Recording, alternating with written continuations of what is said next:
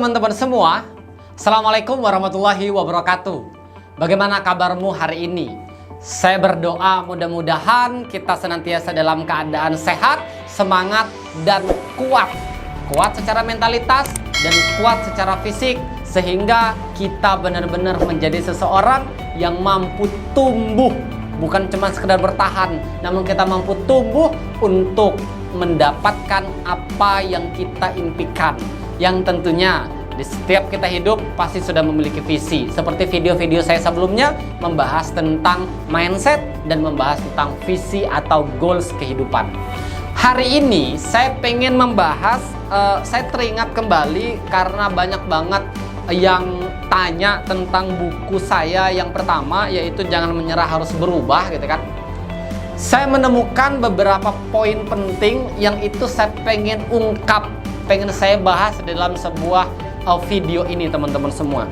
Yang saya beri judul 5 ritual untuk menuju kesuksesan.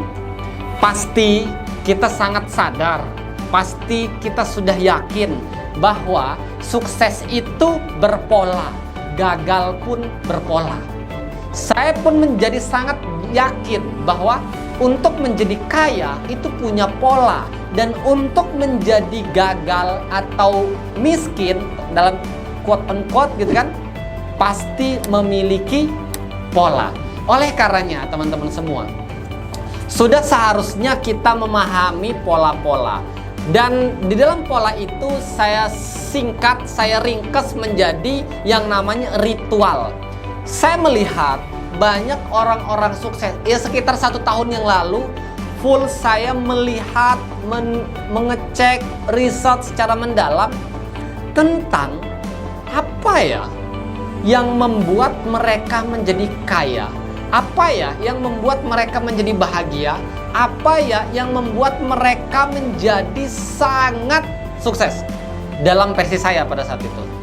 Ternyata ada 5 ritual ini yang mereka, mayoritas orang-orang sukses melakukan ini. Yang pertama adalah orang-orang sukses selalu bangun pagi. Dan saya memiliki sebuah konsep akhirnya. Ternyata keberhasilan kita selama 1 hari itu kemungkinan besar, dan ketika saya praktikkan itu menjadi sebuah kenyataan bahwa sukses, happy, berhasil kita selama 1 hari itu ditentukan dari bagaimana kita mengawali paginya, bagaimana kita mengawali harinya.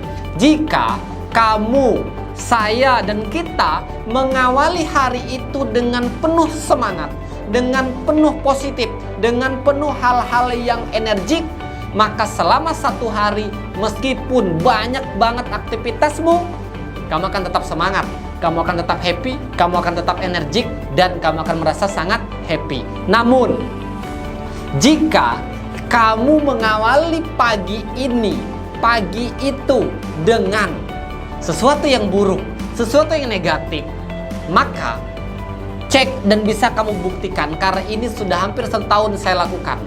Ketika mengawali dari pagi mood yang negatif, maka sepanjang hari keadaan tubuh kita, keadaan mindset kita, keadaan perasaan kita itu nggak jelas. Oleh karenanya, lakukan ritual yang pertama jika kamu pengen menuju kesuksesan. Apa itu? Ritual yang pertama yang sering banget dan selalu dilakukan oleh orang-orang besar, orang-orang sukses adalah selalu bangun pagi. Nah, apa saja yang dilakukan ketika bangun pagi gitu kan? Apa saja yang dilakukan bangun pagi untuk menciptakan mood, untuk menciptakan sesuatu yang positif itu banyak. Bisa kamu mulai dengan menciptakan prestasi-prestasi kecil. Gimana contohnya? Kamu buka kamar, kemudian buka pintu kamar gitu maksudnya, lalu kamu lihat ruang tamu, ruang tengah kotor gitu kan. Lalu kamu sapu itu. Di situ kamu bisa melihat bahwa satu keberhasilan kecil yang sudah kamu lakukan yang tadinya kotor, berantakan, tiba-tiba menjadi bersih dan rapi. Itu sebuah prestasi kecil untuk memancing sesuatu hal yang positif. Yang kedua, bisa melakukan yang namanya olahraga. Ya, 15 menit hingga 20 menit kamu bisa lakukan itu supaya fisik menjadi kuat, tambah sehat, dan kebugaran-kebugaran itu tercipta, sehingga sampai dengan malam tiba kita akan merasa sangat happy. Nah, itu sesuatu rutinitas yang selalu dilakukan oleh orang-orang besar yang berdasarkan pelajaran-pelajaran yang saya dapatkan, dan itu saya lakukan sudah hampir 2 tahun terakhir. Yang kedua, ritualnya adalah menulis. Saya sering sebut menulis RKHI, atau teman-teman bisa menulis jadwal ngapain aja deh hari ini. Oke? Jadi kalau saya sebutnya menulis RKHI, saya buat satu buku khusus untuk setiap paginya saya menulis RKHI. Rencana kerja hari ini, atau teman-teman bisa ubah rencana aktivitas hari ini. Di situ saya tulis, meskipun nggak terlalu detail jamnya, tapi saya tulis sebagai memancing proses untuk menjaga mood, untuk menjaga goals. Saya tulis rencana kerja, dan setiap harinya saya tulis. Setiap paginya saya selalu buat rencana-rencana. Sehingga 1 minggu ketika berjalan, 2 minggu ketika berjalan, 1 bulan ketika berjalan, 1 tahun ketika berjalan, kamu bisa mengevaluasi. Jangan-jangan selama ini kita terkesan sibuk banget, tapi kita terkesan banyak banget kerjaan, tapi pekerjaan itu tidak produktif. Pekerjaan itu tidak berdampak kepada masa depan untuk menuju kesuksesan. Contoh, ternyata dari banyaknya aktivitas yang terjadi, 3 jamnya buka sosial media, 2 jamnya main game, kemudian 1,5 jamnya tidur, dan lain sebagainya, Ketika kita cek dengan melihat catatan itu, ternyata banyak aktivitas yang dulu-dulu itu nggak produktif. Oleh karenanya, di ritual yang terakhir nanti di situ ada perbaikannya. Nah, oleh karenanya tulis rencana aktivitasmu selama 1 hari setidaknya. Syukur-syukur kalau kamu bisa menyiapkan itu dalam kerangka seminggu dan lain sebagainya. Itu yang kedua, ritual untuk menuju kesuksesan. Yang ketiga adalah selalu memberikan yang terbaik. Ini bicara tentang mindset lagi, teman-teman semua. Saya biasanya memulai ritual ketiga untuk memberikan yang terbaik ini, saya mulai dari memberi pertanyaan-pertanyaan pada pikiran, pada perasaan, dan pada diri saya. Contoh, ketika saya sudah menulis RKHI, ada di situ, misal nih sebagai contoh, ada di situ saya akan bertemu dengan klien bisnis. Ini bos, ini orang gede, kita perlu komunikasi di situ, kita perlu ngobrol di situ. Maka di poin ini saya selalu melakukan pertanyaan-pertanyaan yang itu bisa menciptakan produktivitas yang lebih. Misal saya bertanya, apa ya sikap pertama yang harus saya berikan kepada orang yang akan saya temui supaya dia mendapatkan feel yang lebih ketika ketemu saya? Pertanyaan pertama. Pertanyaan kedua, komunikasi seperti apa yang harus saya berikan kepada orang yang akan saya temui sehingga pertemuan ini bisa mendapatkan nilai pembelajaran untuk diri saya maupun untuk diri dia? Pertanyaan ketiga, apa ya yang harus saya lakukan supaya saya bisa benar-benar memberikan dampak manfaat ke orang yang saya temui, dan seterusnya dan seterusnya. Ketika itu selesai, kita berpikir untuk memberikan yang terbaik, dan ketika ketemu itu benar-benar terjadi karena sudah kita pikirkan, sudah kita tanamkan memorinya ke dalam pikiran bawah sadar kita, sehingga orang-orang yang ketemu kita merasa selalu happy dan fun, merasa selalu mendapatkan insight baru, meskipun kita kecil, meskipun kita biasa aja, sementara mereka lebih tinggi, lebih berkualitas hidupnya mungkin dibandingkan dengan kita. Tapi ketika kita memikirkan sesuatu untuk servis yang terbaik kepada orang-orang yang kita temui, maka insya Allah hidup kita akan selalu bermanfaat. Itu adalah ritual yang ketiga. Ritual keempat orang-orang sukses. Dan ini yang saya lakukan sudah hampir 1 tahun lebih ini. Saya lakukan menjadi murid dalam setiap harinya. Minimal 1 jam lah menjadi murid. Gimana maksudnya? Inti daripada murid atau belajar itu adalah kita setiap harinya harus melakukan yang namanya belajar.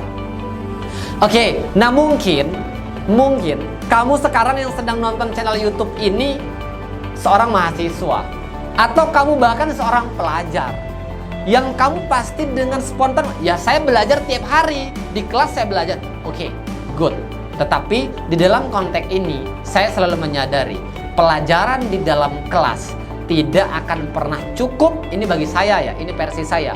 Saya dulu di saat pelajar, di saat mahasiswa, saya punya prinsip bahwa Saiful, ingat, ilmu di dalam ruang kelas tidak akan pernah cukup menghantarkan kamu ke tempat yang kamu harapkan. Di dalam konteks itu menjadi pengusaha, menjadi orang yang bermartabat, memiliki kata-kata yang kata-katanya didengar oleh banyak orang, memiliki kata-kata yang kata-kata itu bermanfaat untuk banyak orang. Nggak cukup cuma kita dapat. Maka saya memperbanyak ilmu di luar ruang kelas. Nah, untuk dalam konteks belajar, kita bisa berkunjung dengan orang yang kita anggap senior, tokoh, atau kita idolakan, lalu kita bisa menjadi murid, dapatkan insight yang banyak. Nggak ada malu, oke. Kita bisa mulai dari nonton video, nonton audio, mendengarkan audio, atau baca buku. Dan sekarang bukan menjadi alasan di mana tempat kita belajar, karena sudah banyak. Sebut siapa orang-orang besar. Contoh, kamu pengen menjadi expert di copywriting misalkan, biar kamu jualan suka laku gitu. 10 orang ditawarin, 8-nya beli semua. Kamu klik aja pelajaran copywriting, praktisi copywriting. Kamu bisa belajar dengan banyak orang di Google, di YouTube, di Instagram, di Facebook, dan buku-bukunya. Maka setiap hari posisikan dirimu minimal 1 jam menjadi murid. Dan ritual yang terakhir adalah merenung, evaluasi, atau merefleksikan diri. Dari poin yang kelima ini, kita banyak melihat di sini sering terjadi, saya harus menjadi yang terbaik. Proses yang keempat harus dilalui dengan maksimal. Saya harus melakukan yang terbaik untuk hari ini, supaya hari ini lebih baik daripada hari kemarin. Oke, hari ini lebih baik daripada hari kemarin. Oleh karenanya, kita ada catatan-catatannya sehingga selalu ada perbaikan, baik perbaikan secara RKHI tadi, rencana yang kita tulis tadi, kita bisa lihat mana ya ini nggak produktif. Oke, nggak produktif, lalu kita evaluasi diri, maka kita lakukan. Simple. Seandainya ada 100% nih, seandainya ada 100% nih, maka untuk menggapai perubahan hidup menjadi 100% berubah, itu simple. Cukup membutuhkan 100 hari doang. Dengan cara setiap harinya kamu 1% memperbaiki dirimu. Maka selama 100 hari ke depan, 3,5 bulan ke depan, kamu akan menjadi orang yang akan kamu tuju.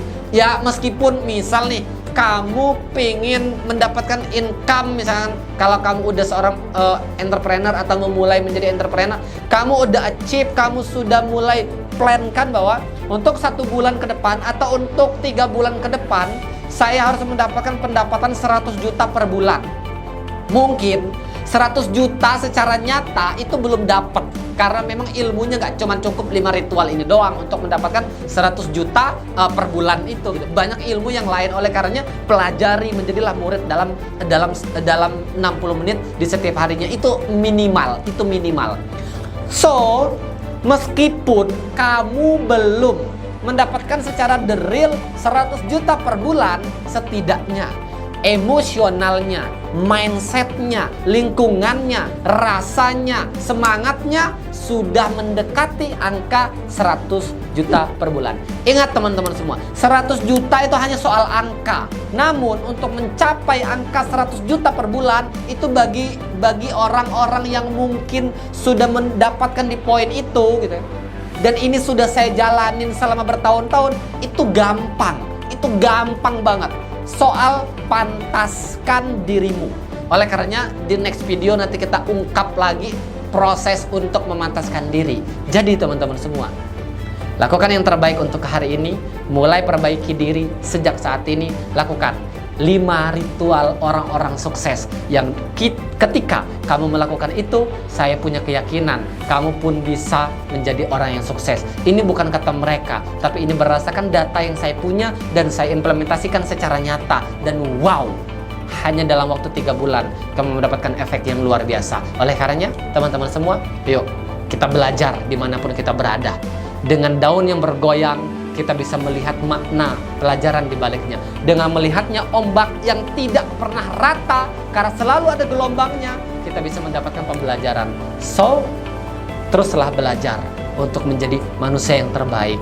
Karena setiap manusia adalah baik, tetapi untuk menjadi yang terbaik butuh proses. Karena dewasa adalah pilihan dan sukses adalah keputusan Anda.